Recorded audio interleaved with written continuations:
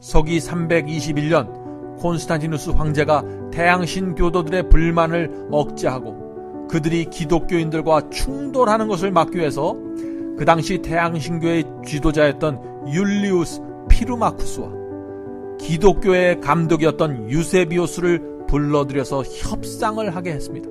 그 협상은 태양신교와 기독교를 혼합한 새로운 종교를 만들기 위한 것이었죠.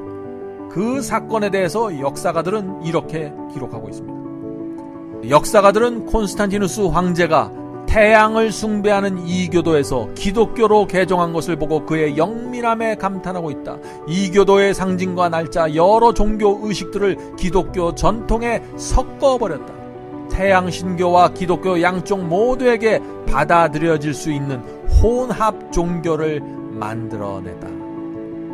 강사 앤드류 강입니다. 요한계시록의 전체 시리즈는 마지막 사명 웹사이트의 바이블 칼리지에 잘 준비되어 있습니다. 적그리스도와 짐승의 표, 마지막 환란과 7재앙, 그리고 기독교 역사에 대한 전반적이고 정확한 말씀이 준비되어 있습니다. 성도 여러분, 이번 기회에 꼭 저희 사이트에 오셔서 전체 강의를 들어보시기를 제가 부탁드립니다. 오늘은 버가모 교회를 살펴보겠습니다. 기도하겠습니다. 하늘에 계신 아버지, 오늘은 지금 이 시대까지 내려오고 있는 버가모 교회의 어두움에 대해서 살펴보려고 합니다. 성령을 보내주시옵소서. 주께서 주시는 예언의 빛이 지식으로만 남지 않고 우리 속에서 살아있는 신앙과 능력이 되게 도와주시옵소서. 예언을 공부함으로써 이 세상을 살아가는 이유와 목적이 분명해질 수 있도록 축복해 주시옵소서. 하나님의 말씀과 진리를 붙잡는 것이 참된 행복으로 가는 길이고 구원과 영생을 준다는 사실을 깨닫게 축복해 주시옵소서. 예수 그리스도의 이름으로 간절히 기도드립니다. 아멘. 우리가 배운 것처럼 다니엘서의 예언은 제국들의 순서가 중점적으로 나와 있습니다. 그리고 그 속에서 기독교회가 어떻게 변질되는가를 보여주고 있죠. 그러나 7교회 예언은 온전히 기독교회만을 위해서 기록되었습니다. 기독교회를 향한 사탄의 공격이 나오고 그것에 응전하는 하나님의 움직임에 초점을 맞추고 있는 것입니다. 예언은 지도와 같은 것입니다. 요한계시록은 마지막 시대에 우리를 하늘까지 인도해주는 지도가 될 것입니다. 우리가 이 요한계시록에 나오는 예언을 신뢰하고 연구해야만 우리가 그 지도의 길을 따라서 하늘까지 도착하는 것입니다. 하나님께서 사탄이 언제 어떤 교회를 어떻게 공격할 것이라는 자세한 전략이 7교회 안에 지도처럼 그려져 있습니다. 그래서 7교회의 예언을 우리가 공부하고 나면은 우리의 영적 눈이 크게 열리게 될 것입니다. 오늘날 기독교회 속에 있는 사탄의 미혹이 우리의 눈에 들어오게 될 것입니다. 7교회 예언에서 세 번째 교회는 버가모 교회입니다. 이 버가모 교회의 기간은 AD 313년부터 538년까지인데 이 시대는 큰 타협이 이루어진 시대였습니다. 우리는 다니엘서에서 중세기 종교 암흑 시대가 538년에 시작해서 1260년 동안 지속되었다는 사실을 배웠죠. 그러므로 버가모 시대는요, 작은 뿔이라는 그 핍박의 세력이 세워지기 전에 있었던 교회입니다. 그때 깊은 타협과 배도로 들어가는 교회가 바로 버가모 교회가 되는 것입니다. 초대교회 이후 300년 동안 핍박과 가난에도 순결을 유지하던 교회가 어떻게 버가모 교회에 와서 깊은 암흑 속으로 들어가게 되었을까요? 디오클레시안 황제의 극렬한 핍박에도 불구하고 기독교 신앙이 불붙듯이 퍼져나갔습니다. 그리고 그 이후에 차기 황제로 올라온 콘스탄티누스가 있었는데 그는 서기 313년에 기독교인으로 개종하게 됩니다. 그때부터 기독교회가 로마 제국의 국교가 되는 것입니다. 놀라운 국면 전환이 생긴 것입니다. 왜 이런 일이 일어났을까요? 사탄은 핍박과 죽음으로 서머나 교인들을 협박하고 죽이려고 했지만 실패했습니다. 한 사람이 순교한 자리에서 100사람의 그리스도인이 올라왔던 것입니다. 그러자 사탄은 기독교회를 로마 제국의 국교로 만들므로써 교회 속으로 엄청난 돈과 명예와 인기가 쏟아져 들어오도록 유도했던 것입니다. 콘스탄티누스 황제는 핍박을 중지하고 자유를 허락하는 포고령을 내렸는데 그것이 유명한 서기 313년에 있은 밀라노 칙령이 되는 것입니다. 기독교인들을 자기의 편으로 끌어들여서 자신의 정권을 안정시키기 위해서 그런 결정을 황제가 내린 것입니다. 그래서 서기 313년 태양신을 섬겼던 콘스탄티누스 황제가 기독교로 개종하는 놀라운 사건이 생기게 된 것입니다. 로마 황제가 개종하자 어떻게 됐을까요? 그를 따라서 수많은 태양신도들이 기독교 속으로 밀려서 들어왔습니다. 교회는 밀려 들어오는 태양신 교도들과 로마 황제의 요구에 따라서 진리를 타협하기 시작했습니다. 로마 황제는 태양신교 지도자들과 기독교의 지도자들을 불러 모아서 태양신교와 기독교회를 적당하게 혼합시킨 제3의 종교를 만들 것을 요구했습니다. 이로써 12제자들이 세워놓은 교회가 태양신의 이교 가르침을 받아들인 이상한 종교로 변질되고 말았습니다. 이 역사는 다니엘서 연구에서 저희가 자세히 살펴보았죠. 버가모 교회에서 하나님의 편에 서 있던 사람들은 안디바였습니다. 또 그때 사탄의 편에 서 있던 사람들은 발람의 교훈과 니골라당의 교리를 주장하던 사람들이었습니다. 자, 이제 이 버가모 교회에 대한 예언 전체를 읽고 시작하도록 하겠습니다. 계시록 2장 12절부터 17절을 읽겠습니다. 버가모 교회의 사자에게 편지하기를 좌우에 날선 검을 가진 이가 가라사대 내가 어디 사는 것을 내가 아노니 거기는 사단의 위가 있는데라. 네가 내 이름을 굳게 잡아서 내 충성된 중인 안디바가 너희 가운데 곧 사단에 거하는 곳에서 죽임을 당할 때에도 나를 믿는 믿음을 버리지 아니하였도다. 그러나 내게 두어 가지 책망할 것이 있나니 거기 내게 발람의 교훈을 지키는 자들이 있도다. 발람이 발락을 가르쳐 이스라엘 앞에 올무를 놓아 우상의 제물을 맡게 하였고 또 행음하게 하였느니라. 이와 같이 내게도 니골라당의 교훈을 지키는 자들이 있도다. 그러므로 회개하라. 그리하지 아니하면 내가 네게 속히 임하여 내 입의 검으로 그들과 싸우리라. 귀 있는 자는 성령이 교회들에게 하시는 말씀을 들을지어다.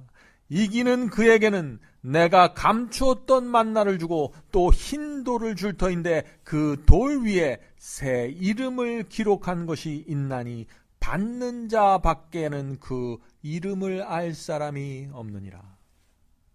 자, 여기 참 수수께끼 같은 낱말과 표현들이 나오죠? 이제 하나씩 살펴보도록 하겠습니다.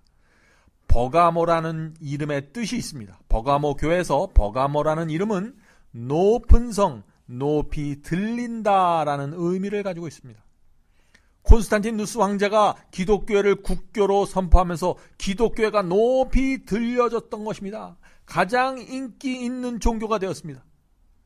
그러나 핍박의 시대 동안에도 굳건하게 지켜왔던 신앙이 번영의 시대로 들어가면서 믿음의 성체는 무너지고 그 복음의 진리의 순결함을 잃어버리게 되었습니다.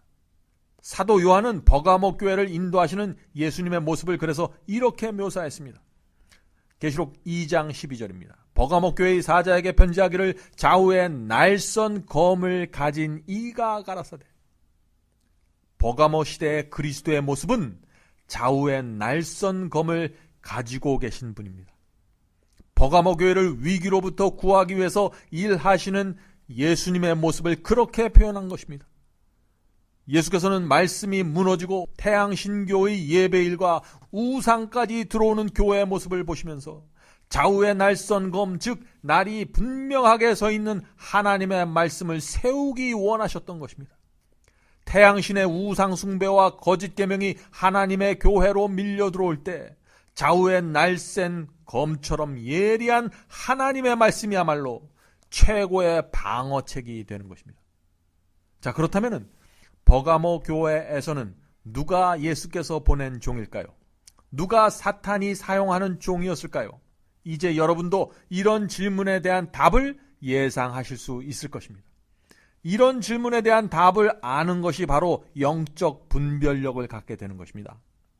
버가모 교회에 대한 예수님의 칭찬을 한번 보죠. 계시록 2장 13절입니다.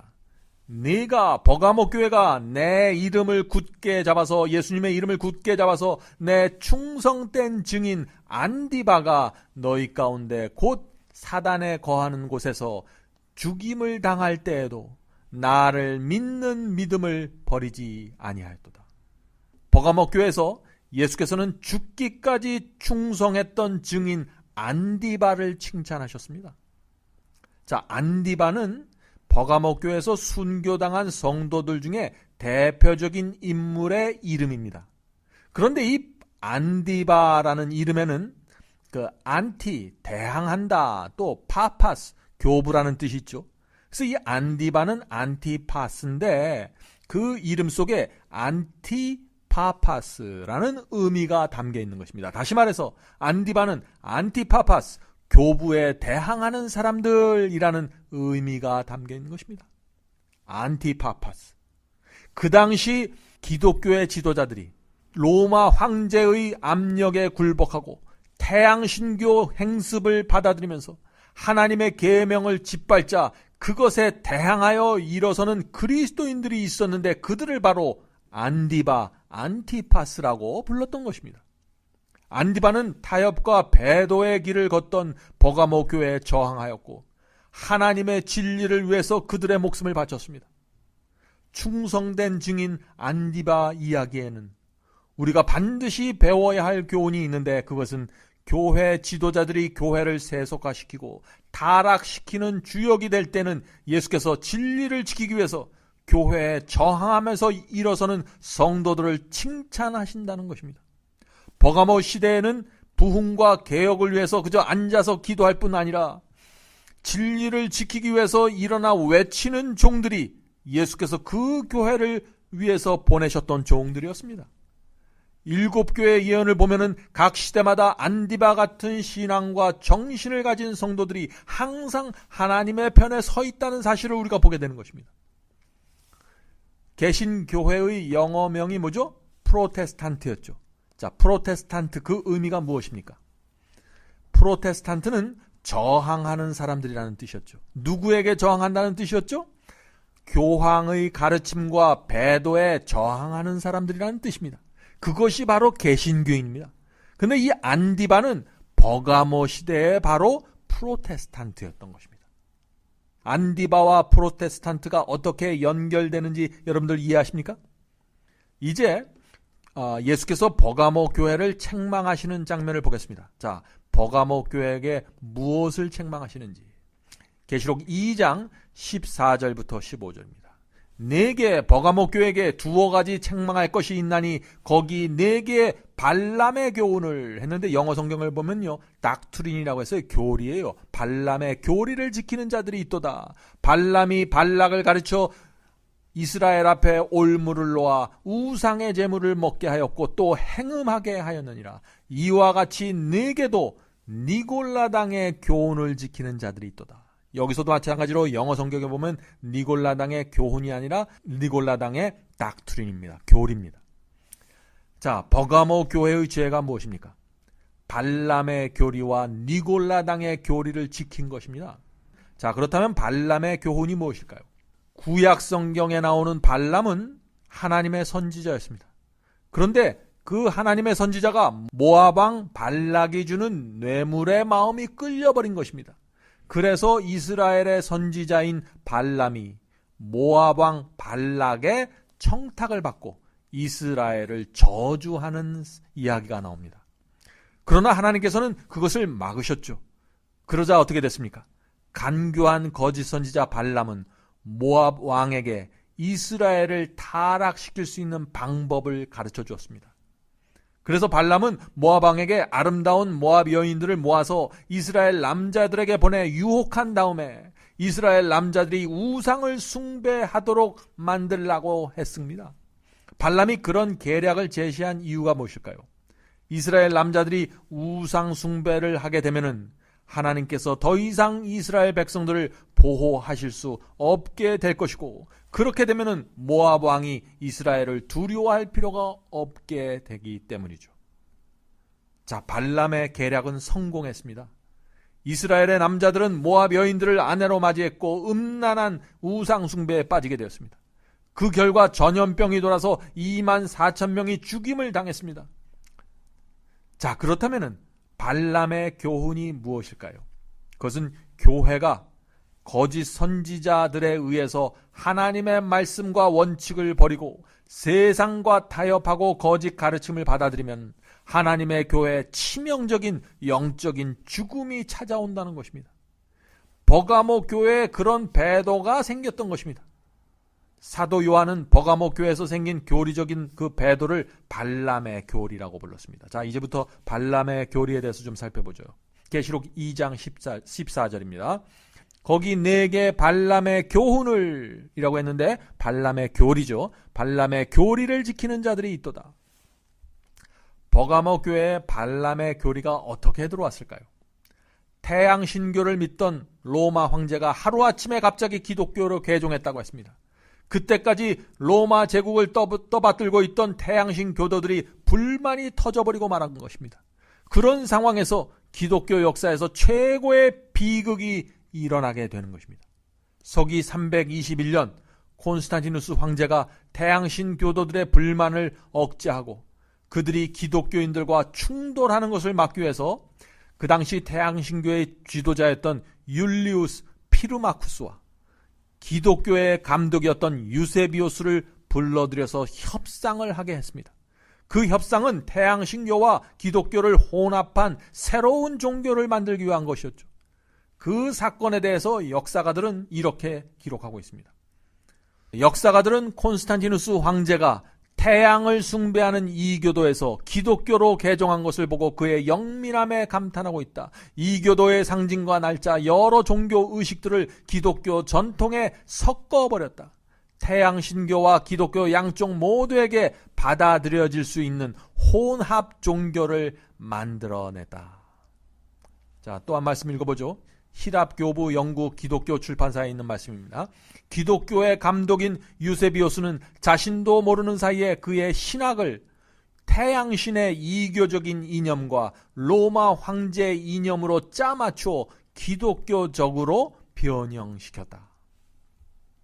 자, 발람과 같은 거짓 선지자들에 의해서 기독교회 안에 영적인 어두움이 들어왔는데 그것이 오늘날 천주교회가 가르치는 주요 교리와 가르침으로 이어진 것입니다.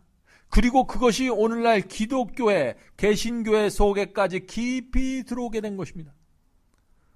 로마 천주교회에서는 첫 번째 교황을 베드로라고 주장하지만은 태양신교와 기독교의 혼합 형태로 기초를 놓은 천주교회를 12제자들과 사도들의 그 초대 기독교회와 같은 교회라고 말할 수가 없는 것입니다. 태양신을 섬기던 우상 숭배자들이 교회 안으로 들어오자 그들이 섬기던 우상을 베드로상, 바울상, 마리아상 그리고 죽은 순교자들의 석상이나 그림으로 대체해서 섬기기 시작했고 그들의 종교 행습에 따라서 십계명이 크게 변경되었습니다. 또한 이 교도들의 영향을 받아서 죽음과 영혼에 대한 가르침이 크게 흔들렸죠. 천사와 죽은 자들을 숭배하기 시작했습니다. 이렇게 함으로써 태양신을 섬기던 우상 숭배자들이 기독교의 안에 들어와서 쉽게 적응할 수 있게 된 것입니다. 그 당시 역사의 기록을 또 하나 살펴보겠습니다.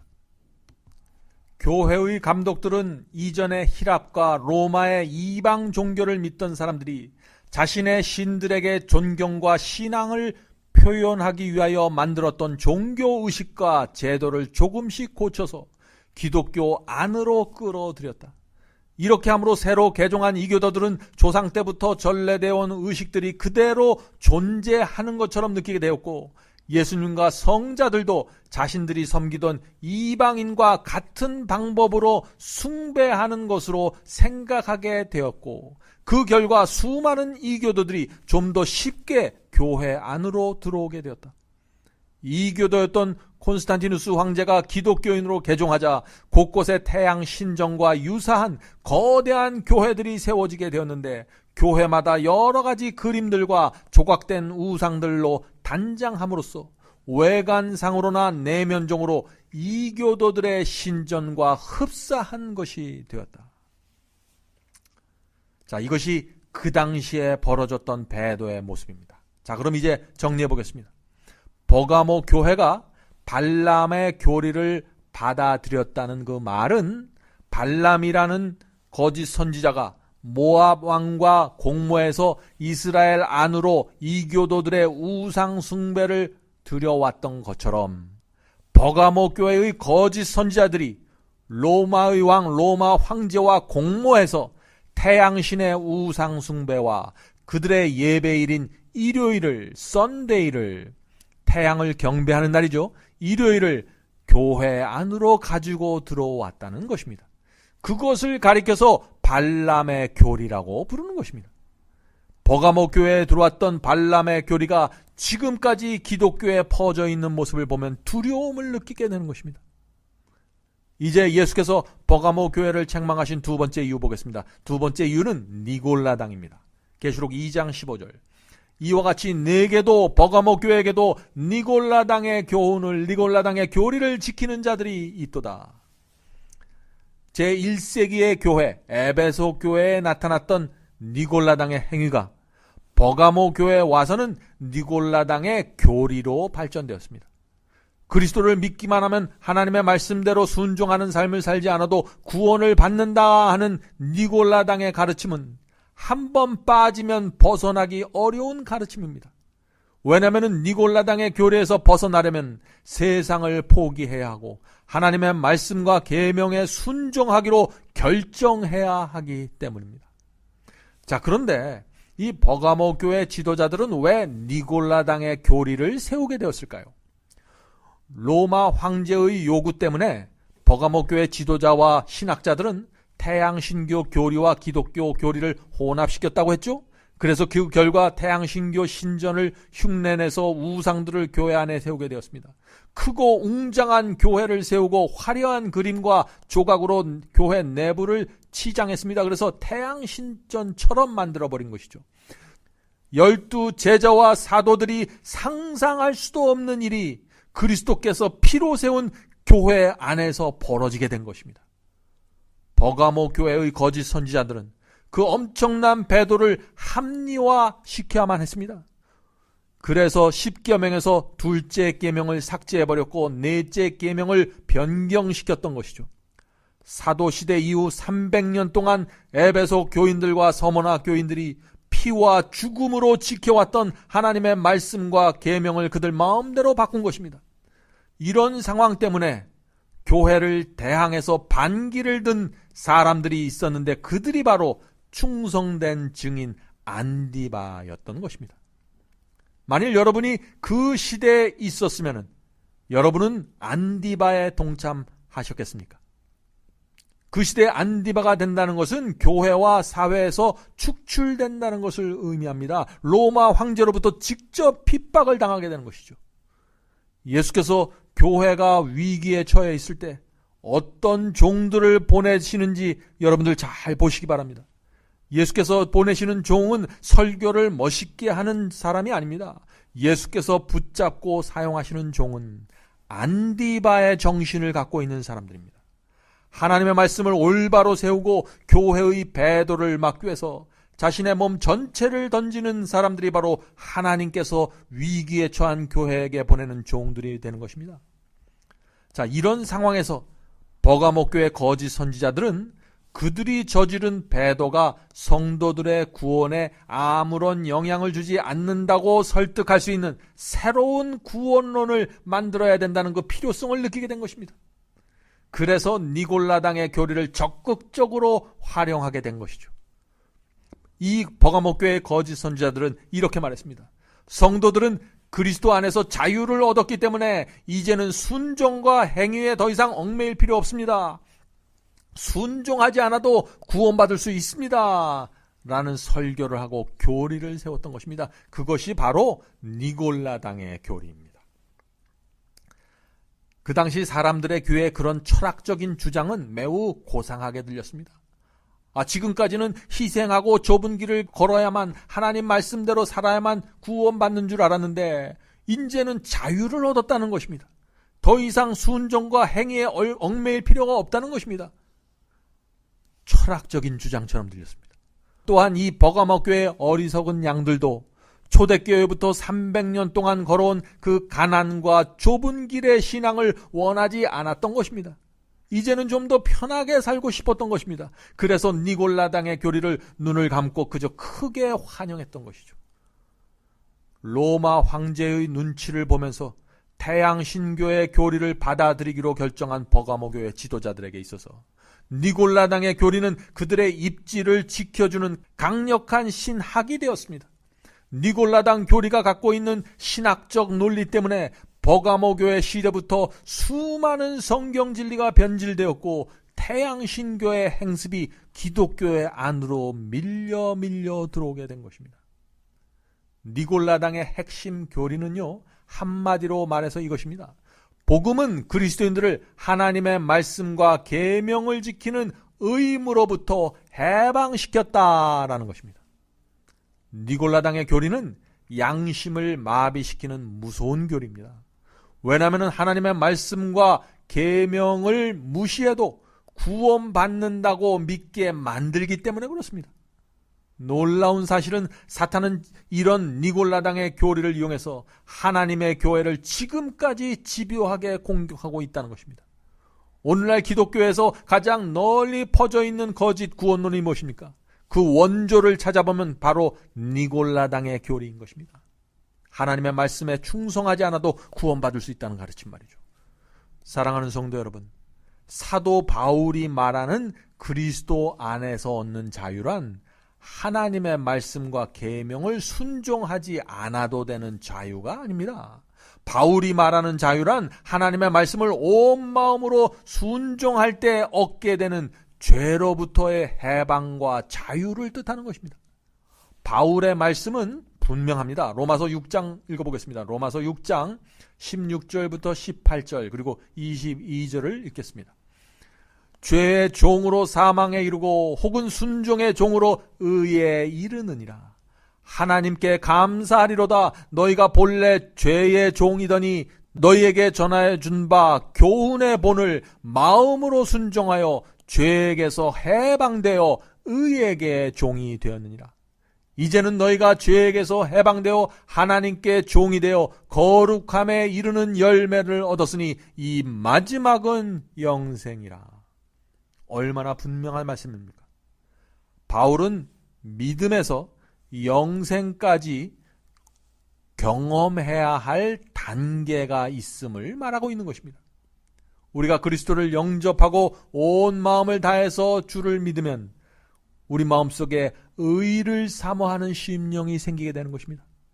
우리가 의를 사모하면 죄가 미워지게 되는 것이죠. 바로 그것이 중생의 경험입니다.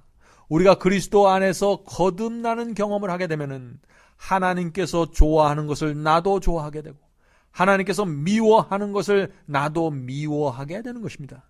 그래서 자연스럽게 죄를 버리게 되고 죄로부터 떠나게 되는 것이에요.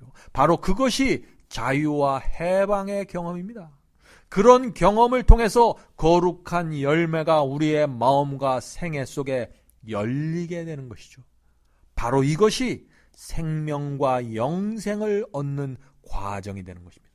진리가 이렇게 분명함에도 불구하고 오늘날 수많은 사람들이 니골라당의 교리에서 벗어나지 못하는 이유가 무엇일까요? 그것은 나의 욕심, 나의 정욕, 세상을 사랑하는 마음을 버리고 싶지 않기 때문입니다. 이 세상에서도 즐기고 구원도 얻고 싶기 때문에 니골라당의 교리를 버리지 못하고 있는 것입니다. 버가모 교회에서 발람의 죄에 빠져서 로마 황제와 손을 잡고 있는 이 지도자들은 돈과 세속과 권력을 탐하였고, 그런 모습을 본 사탄은 그들에게 달려가서 니골라당의 교리를 줄 수 있었던 것입니다. 버가모 교회는 타락의 길을 걸었고 영적으로 완전히 몰락했습니다. 두려운 사실은 현대 기독교회가 오래전에 이미 발람의 교훈과 니골라당의 교리를 받아들였다는 것입니다. 수많은 성도들이 그 가르침이 진리인 것처럼 믿고 따라가고 있는 것입니다. 그래서 그 결과 교회가 어떻게 되었습니까? 세속적인 물결과 안일함과 이기심이 현대 기독교에 깊숙이 들어왔죠. 그와 함께 그리스도 안에서 얻는 자유의 의미를 곡해시키는 니골라당의 주장들이 마치 진리처럼 포장이 되어서 쏟아져 나오고 있습니다.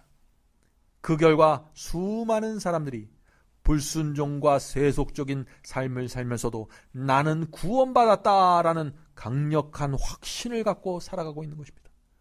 두려운 일이 벌어지고 있는 것입니다. 사랑하는 성도 여러분, 7교회 예언을 주신 하나님의 목적을 이해하실 수 있습니까? 하나님의 목적이 보이십니까? 죽어가는 자녀를 악마의 입에서 꺼집어내기 위해서 7교회에 예언을 주신 것입니다. 버가모 교회를 향한 예수님의 호소를 한번 들어보시기 바랍니다. 계시록 2장 16절입니다. 그러므로 회개하라. 그리하지 아니하면 내가 네게 속히 임하여 내 입에 검으로 내 입에 말씀으로 그들과 싸우리라. 예수께서는 발람의 교리와 니골라당의 교리를 받아들인 버가모 교회에게 회개하라고 호소하셨습니다. 발람의 교리와 니골라당의 교리를 받은 사람들이 회개하지 않으면 예수께서 그들과 싸우겠다고 선언하신 것입니다. 버가모 교회는 예수님이 보살피고 인도하는 교회가 아니라 예수님과 싸우는 교회가 된 것입니다. 교회라고 해서 모두 하나님의 편에 있는 것이 아닙니다. 버가모 교회뿐만 아니라 이 다음에 나오는 두아디라 교회, 그리고 마지막 시대에 나오는 이 라오디게아 교회도 하나님과 싸우는 교회가 된 것입니다. 버가모 교회가 받아들인 발람의 교리와 니골라당의 교리가 얼마나 악한 것이면 예수께서 직접 검을 들고 싸우시겠다고 하셨을까요? 버가모 시대에 예수께서 교회를 위해서 보내신 사자는 충성된 증인 안디바였습니다. 그러나 이 세상을 사랑하는 수많은 사람들은 안디바의 설교 대신에 그 당시에 거짓 선지자들의 설교를 좋아했습니다. 그리고 그들을 따라갔습니다. 버가모 교회는 예수께서 보내신 안디바를 핍박하고 죽였습니다. 결국 버가모 시대에도 말씀에 충성하는 신앙이 없는 사람들은 모두 사탄의 미혹에 빠져서 구원을 잃어버렸던 것입니다. 자, 이제 버가모 교회에게 주신 주님의 약속을 보겠습니다. 계시록 2장 17절. 귀 있는 자는 성령이 교회들에게 하시는 말씀을 들을지어다. 이기는 그에게는 내가 감추어진 만나를 주고 또 흰 돌을 줄 터인데 그 돌 위에 새 이름을 기록할 것이 있나니 받는 자 밖에는 그 이름을 알 사람이 없느니라. 예수께서는 버가모 교회도 오직 귀 있는 자와 이기는 자들에게만 구원의 약속을 허락하셨습니다. 예수께서는 안디바의 정신을 가진 성도들에게 두 가지를 약속하셨는데, 하나는 감추어진 만나입니다. 또 다른 하나는 흰 돌과 그 위에 새겨진 새 이름이라고 했습니다. 자, 그러면은 감추어진 만나는 무엇이고 흰 돌과 새 이름은 무엇을 상징할까요? 자, 살펴보겠습니다. 먼저 만나를 살펴보겠습니다. 하나님께서는 광야 생활을 하던 이스라엘 백성을 위해서 놀라운 양식을 준비하셨습니다. 그것이 무엇인가요? 출애굽기 16장 4절에 나오죠. 출애굽기 16장 4절입니다. 내가 너희를 위하여 하늘에서 양식을 비같이 내리니 백성이 나가서 일용할 것을 날마다 거둘 것이라. 이른 아침에 이스라엘 백성이 장막 밖에 나가면은 지면에 내린 만나를 볼 수 있었습니다. 하나님께서 매일 아침마다 만나를 주신 것입니다. 이 만나라는 단어의 뜻은 영어로 보면은요, What's this? 이것이 뭐지? 라는 뜻입니다. 하늘에서 양식이 내려왔는데 그것이 너무나 신기하고 경이로웠기 때문에 그렇게 붙여졌던 이름입니다. 하늘에서 내려온 만나는 이 세상에 생명을 주기 위해서 하늘로부터 내려온 예수님을 표상하는 것입니다. 요한복음 6장 48절부터 51절을 읽겠습니다. 내가 곧 생명의 떡이라. 이는 하늘로서 내려오는 떡이니 만나니 이 사람이 이 떡을 먹으면 영생하리라. 만나는 예수님과 그분의 말씀을 뜻합니다. 자, 그런데 예수께서 버가모 교회의 이기는 자들에게 주시겠다고 약속한 것은 감추어진 만나입니다. 그냥 만나가 아니라 감추어진 만나예요. 버가모 교회에서 만나는 감추어졌습니다. 왜 만나가 감추어졌을까요? 버가모 교회가 발람의 교리와 니골라당의 교리를 받아들였기 때문에 생명의 떡인 말씀이 감추어지게 된 것입니다. 돈과 권력을 사랑한 발람과 같은 거짓 선지자들이 이교도의 가르침을 받아들였고 니골라당의 교리를 받아들여서 교인들을 넓은 길로 인도했기 때문에 버가모 교회에서 만나, 즉 예수님과 그분의 말씀이 감추어지게 된 것입니다.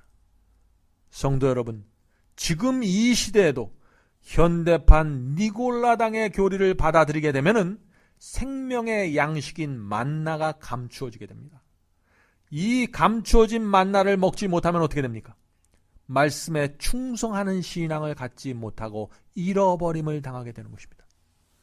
광야에서 이스라엘 백성들은 매일 아침 하늘에서 내려온 만나를 먹고 살았습니다.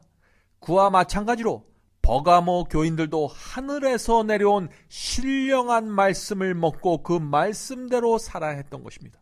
그러나 버가모 시도에는 거짓 선지자들이 교회를 장악하고 있었기 때문에 하늘에서 내려온 생명의 만나가 사라져버린 것입니다. 교회에서 올바른 복음과 가르침이 나오지 못했기 때문에 교인들은 말씀의 기근 속에서 죽어가게 되었습니다.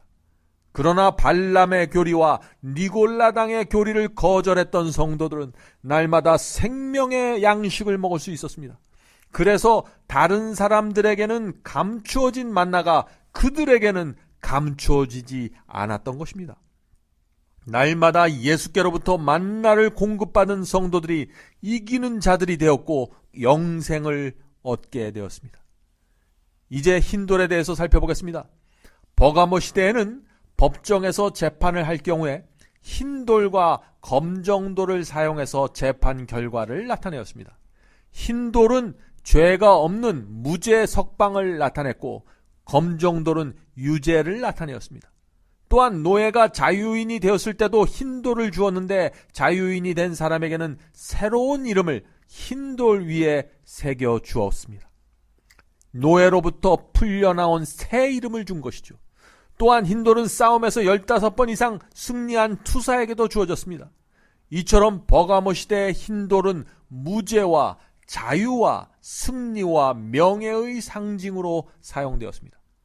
그러므로 성도들에게 흰돌을 주셨다는 것은 그들의 죄를 용서해 주시고 진리 안에서의 자유와 승리를 허락해 주셨다는 뜻입니다. 성도 여러분, 지금도 흰돌을 받는 경험을 할 수 있습니다. 아침마다 하늘에서 내려오는 만나를 받아 먹음으로 새로운 피조물로 거듭난 성도들은 예수께서 그들의 생애의 주인이 되어 인도해 주시는 것입니다. 새로운 영적 경험을 하게 됩니다. 세상을 미워하고 하나님의 말씀을 간절한 마음으로 받기 때문에 말씀이 생애를 인도하고 열매가 맺히게 되는 것입니다. 바로 그것이 흰돌을 받는 경험이고 흰돌 위에 새 이름을 새기는 경험입니다. 이것은 지극히 개인적인 경험이기 때문에 흰돌 위에 새겨진 이름은 그 사람 자신밖에는 알 수 없는 것입니다. 계시록 2장 17절에 그래서 이런 말씀이 있는 것입니다. 그 돌 위에 새 이름을 기록할 것이 있나니 받는 자 밖에는 그 이름을 알 사람이 없느니라. 이것으로 버가모 교회를 마치겠습니다.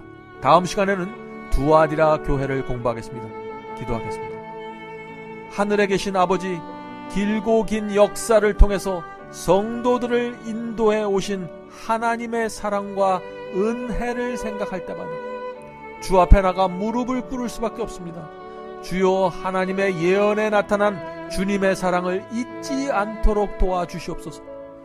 주께서 성도들을 인도하시는 섭리와 그 목적을 저희가 잊지 않도록 도와주시옵소서. 하나님의 말씀에 충성하는 신앙이 얼마나 중요한 것인가를 저희 가슴에 새겨주시옵소서.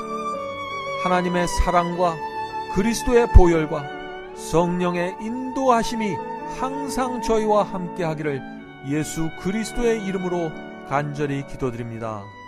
아멘. 성도 여러분, 여러분 모두를 바이블 칼리지에 초청합니다. 여러분의 핸드폰에 마지막 사명 앱을 다운받으시면 누구나 바이블 칼리지를 들으실 수 있습니다. 누구든지 원하는 시간에 오셔서 강의를 들으실 수 있습니다. 물론 무료로 들으실 수 있습니다. 다양한 주제의 강의가 이루어집니다. 기독교 역사와 수많은 교파들이 나누어진 이유와 배경에 대해서 말씀드립니다. 또 천주교와 개신교의 차이점을 살펴봅니다. 로마서, 갈라디아서, 예정론, 7년 환란과 이스라엘 제3성전, 성령을 받는 방법, 참된 방언이란 무엇인가, 참된 거듭남과 중생의 경험, 이런 주제들로 기독교인들이 꼭 알아야 할 문제들을 다루게 됩니다. 성경절 하나하나 찾으면서 설명해 드리기 때문에 새로 신앙을 시작한 분들도 누구나 쉽게 분명하게 이해할 수 있습니다. 제가 최선을 다해 설명해 드립니다. 이번 기회에 여러분의 신앙을 말씀의 반석 위에 세우게 되길 제가 간절히 바랍니다. 그럼 바이블 칼리지에서 여러분을 찾아뵙겠습니다. 감사합니다.